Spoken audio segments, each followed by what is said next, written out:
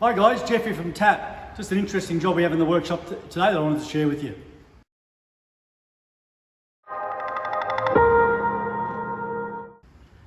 This is a car that's come in, customer complaint, stalling, rough running, not running well, etc. Poorly maintained, and we don't know what the service history is on this vehicle. We did a fuel pressure full scan, no fault code. So again, we're looking at more a mechanical problem. Suspecting fuel, we checked the fuel pressure. We can only get about 2.5 bar pressure out of it. Should be about 4 bar at idle. So it was well down. In-tank fuel filters is the point I'm trying to make here. A lot of guys, they're not being replaced out in the industry. So hence a car comes to us. We don't know whether it has or hasn't been replaced. We need to start opening up those tanks and having a bit of a look. In this particular case, a couple of things to note. Quite a few guys are getting confused. This device here is not a pressure regulator.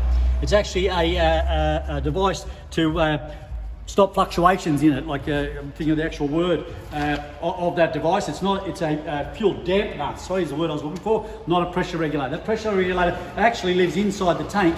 And if we have a look at the picture here, this is off one of our case studies. The pressure regulator is actually in the tank with the fuel filter and fuel pump. In this particular case, we opened it up. Fuel filter was completely blocked. It had 160 odd thousand Ks on the clock. We decided we recommended the customer a complete module unit for the tank, which includes your pump, your filter, your pressure regulator, the whole lot. Drop that in there, away we go. We've got good fuel pressure there again. But the main key here is to remember that those fuel filters, in a lot of cases, are not being replaced. So you hit up with a problem like this, don't forget, get back to those basics and check what needs to happen.